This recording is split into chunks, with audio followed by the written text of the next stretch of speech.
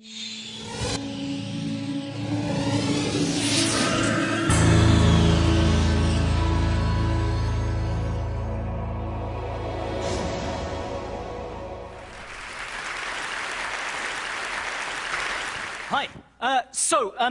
This chap here, he thinks he can tell you the future. His name is Nostradamus, although here the sun have made him look a little bit like Sean Connery. And like most of you, I suspect, I don't really believe that people can see into the future. I don't believe in precognition. And every now and then you hear that somebody has been able to predict something that happened in the future, and that's probably because it was a fluke. And we only hear about the flukes and about the freaks. We don't hear about all the times that people got stuff wrong. Now, we expect that to happen with silly stories about precognition. But the problem is, we have exactly the same problem in academia and in medicine. And in this environment, it costs lives. So firstly, thinking just about precognition, as it turns out, just last year, a researcher called Darrell Bem conducted a piece of research where he found evidence of precognitive powers in undergraduate students. And this was published in a peer-reviewed academic journal, and most of the people who read this just said, okay, well, fair enough, but I think that's a fluke, that's a freak. Because I know that if I did a study where I found no evidence that undergraduate students had precognitive powers, it probably wouldn't get published in a journal. And in fact, we know that that's true, because several different groups of research scientists tried to replicate the findings of this precognition study, and when they submitted it to the exact same journal, the journal said, no, we're not interested in publishing replication, we're not interested in your negative data.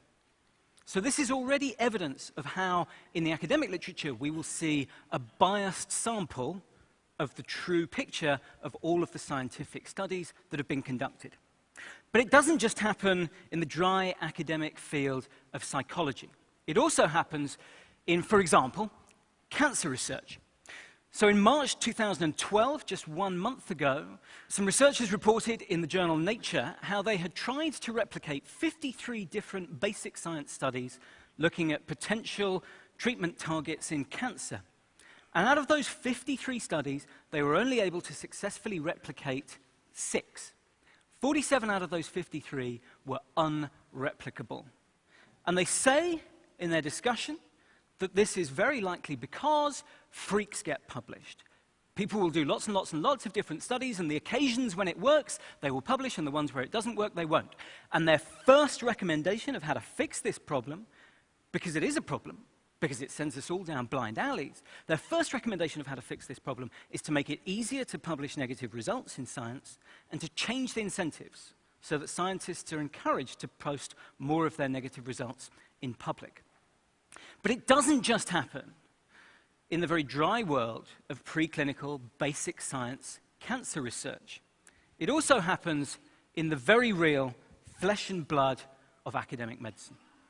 So in 1980, some researchers did a study on a drug called lorcainide, and this was an antiarrhythmic drug, a drug that suppresses abnormal heart rhythms. And the idea was, after people have had a heart attack, they're quite likely to have abnormal heart rhythms, so if we give them a drug that suppresses abnormal heart rhythms, this will increase the chances of them surviving.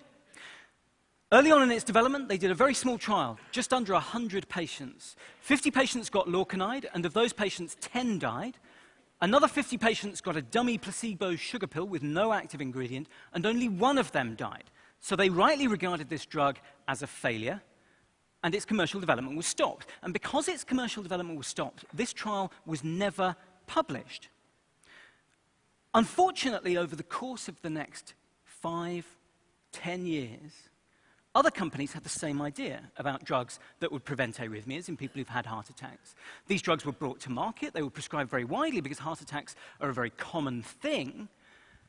And it took so long for us to find out that these drugs also caused an increased rate of death that before we detected that safety signal, over 100,000 people died unnecessarily in America from the prescription of antiarrhythmic drugs.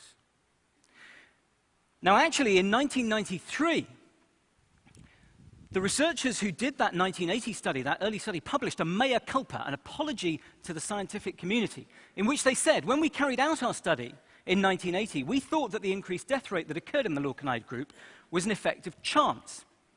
The development of lorcainide was abandoned for commercial reasons, and this study was never published. It's now a good example of publication bias. That's the technical term for the phenomenon where unflattering data gets lost, gets unpublished, is left missing in action. And they say the results described here might have provided an early warning of trouble ahead. Now, these are stories from basic science. These are stories from 20, 30 years ago. The academic publishing environment is very different now. There are academic journals like Trials, the open access journal, which will publish any trial conducted in humans, regardless of whether it has a positive or a negative result. But this problem of negative results that go missing in action is still very prevalent. In fact, it's so prevalent that it cuts to the core of evidence-based medicine. So this is a drug called reboxetine, and this is a drug that I myself have prescribed. It's an antidepressant. And I'm a very nerdy doctor, so I read all of the studies that I could on this drug. I read the one study that was published that showed that reboxetine was better than placebo, and I read the other 3 studies that were published that showed that reboxetine was just as good as any other antidepressant. And because this patient hadn't done well on those other antidepressants, I thought, well, reboxetine's just as good. It's one to try. But it turned out that I was misled. In fact, 7 trials were conducted comparing reboxetine against a dummy placebo sugar pill. 1 of them was positive, and that was published, but 6 of them were negative, and they were left unpublished. 3 trials were published comparing reboxetine against other antidepressants, in which reboxetine was just as good, and they were published, but 3 times as many patients' worth of data was collected, which showed that reboxetine was worse than those other treatments, and those trials were not published. I felt misled. Now, you might say, well, that's an extreme and unusual example, and I wouldn't want to be guilty of the same kind of cherry-picking and selective referencing that I'm accusing other people of. But it turns out that this phenomenon of publication bias has actually been very, very well studied. So here is one example of how you approach it. The classic model is you get a bunch of studies where you know that they've been conducted and completed, and then you go and see if they've been published anywhere in the academic literature. So this took all of the trials that had ever been conducted on antidepressants that were approved over a 15-year period by the FDA. They took all of the trials which were submitted to the FDA as part of the approval package. So that's not all of the trials that were ever conducted on these drugs, because we can never know if we have those, but it is the ones that were conducted in order to get the marketing authorization. And then they went to see if these trials had been published in the peer-reviewed academic literature. And this is what they found. It was pretty much a 50-50 split. Half of these trials were positive, half of them were negative, in reality. But when they went to look for these trials in the peer-reviewed academic literature, what they found was a very different picture.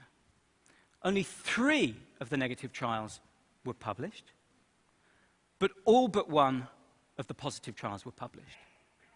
Now, if we just flick back and forth between those 2, you can see what a staggering difference there was between reality and what doctors, patients, commissioners of health services, and academics were able to see in the peer-reviewed academic literature. We were misled. And this is a systematic flaw in the core of medicine. In fact, there have been so many studies conducted on publication bias now, over 100, that they've been collected in a systematic review, published in 2010, that took every single study on publication bias that they could find. Publication bias affects every field of medicine. About half of all trials, on average, go missing in action, and we know that positive findings are around twice as likely to be published as negative findings. This is a cancer at the core of evidence-based medicine. If I flipped a coin 100 times, but then withheld the results from you from half of those tosses, I could make it look as if I had a coin that always came up heads. But that wouldn't mean that I had a 2-headed coin. That would mean that I was a chancer, and you were an idiot for letting me get away with it. But this is exactly what we blindly tolerate in the whole of evidence-based medicine. And to me, this is research misconduct. If I conducted one study and I withheld half of the data points from that one study, you would rightly accuse me, essentially, of research fraud. And yet, for some reason, if somebody conducts 10 studies but only publishes the 5 that give the result that they want, we don't consider that to be research misconduct. And when that responsibility is diffused between a whole network of researchers, academics, industry sponsors, journal editors, for some reason we find it more acceptable. but the effect on patients is damning. And this is happening right now, today. This is a drug called Tamiflu. Tamiflu is a drug which governments around the world have spent billions and billions of dollars on stockpiling. And we've stockpiled Tamiflu in panic, in the belief that it will reduce the rate of complications of influenza. Complications is a medical euphemism for pneumonia and death.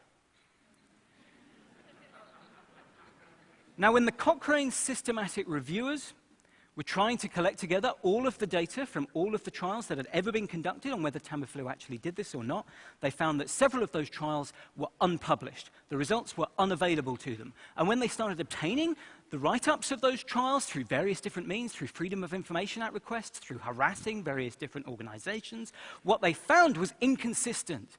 And when they tried to get hold of the clinical study reports, the 10,000-page long documents that have the best possible rendition of the information, they were told they weren't allowed to have them. And if you want to read the full correspondence and the excuses and the explanations given by the drug company, you can see that written up in this week's edition of PLOS Medicine.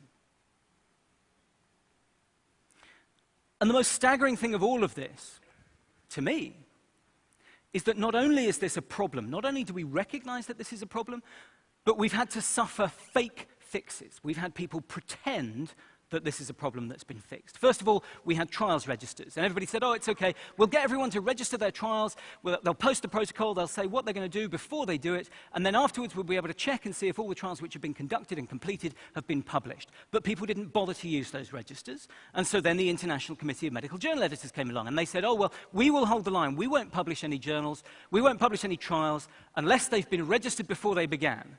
But they didn't hold the line. In 2008, a study was conducted which showed that half of all the trials published by journals edited by members of the ICMJE weren't properly registered, and a quarter of them weren't registered at all. And then finally, the FDA Amendment Act was passed a couple of years ago saying that everybody who conducts a trial must post the results of that trial within 1 year.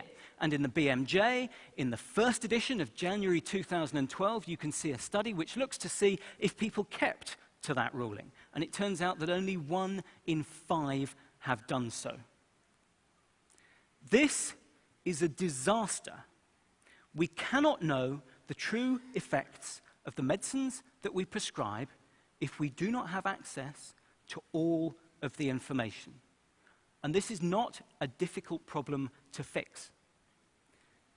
We need to force people to publish all trials conducted in humans, including the older trials, because the FDA Amendment Act only asks that you publish the trials conducted after 2008, and I don't know what world it is in which we're only practicing medicine on the basis of trials that completed in the past 2 years.